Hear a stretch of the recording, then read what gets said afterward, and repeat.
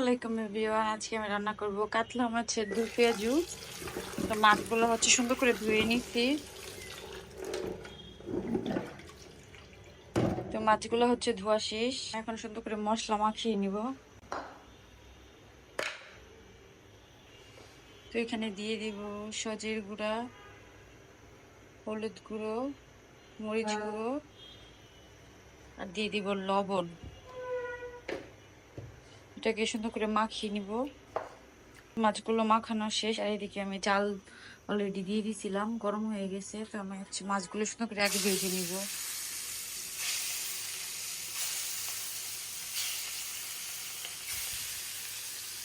মাছগুলো ভাজা প্রায় শেষ। বেশি মচমচে করবো না, কারণ পেঁয়াজ দিয়ে রান্না করবো, তো এই জন্য বেশি উঠাই নিব।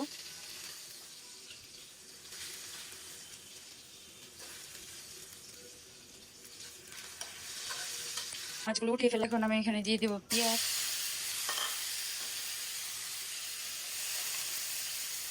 একটু লবণ দিয়ে দিব,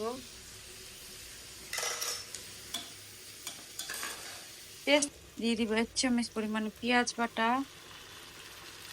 আর 1 চামচ পরিমাণে রসুন বাটা। আর কিছু দিব না। আর লবণ যে গাগিয়ে দিয়ে দিচ্ছি, এখন দিয়ে দিব মশলা। না পুড়ে যায় এর জন্য আমি আগে একটু পানি দিয়ে নিব। দিয়ে দিলাম হলুদ গুঁড়ো, মরিচ গুঁড়ো, ধনিয়া গুঁড়ো। তো আমি মরিচ গুঁড়োটা অল্প দিচ্ছি। এখানে আমি একটা বোম্বাই মরিচ অ্যাড করবো আর কাঁচা মরিচ অ্যাড করবো। দিয়ে দিব মাছ, ভেজে রাখা মাছগুলো দিয়ে দিব। বেশি নাড়াচাড়া করবো না, ভেঙে যাবে। একটু কষানো হোক, তারপরে আমি ঝুল দিয়ে দিব। আমার এটা কষানো শেষ। এখন আমি দিয়ে দিব এখানে ঝুল।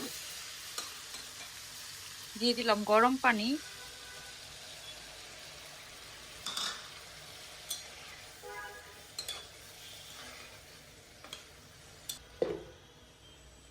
দেখবো প্রায় হয়ে আসছে। এখন আমি বোম্বাই মরিচ আর কাঁচা মরিচটা দিয়ে দিব।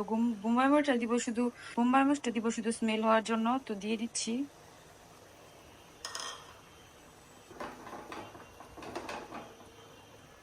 আমার কাতলা মাছ রান্নাটা হয়ে গেছে। তো আমি অল্প একটু ঝুল ঝুলি রাখবো। তো ফোনে কালারটা কেমন লাগতেছে জানি না, রিয়েলি অনেক বেশি সুন্দর লাগতেছে। তো আজকের ভিডিওটা এই পর্যন্তই। সবাই ভালো থাকবেন, সুস্থ থাকবেন। আল্লাহ হাফেজ।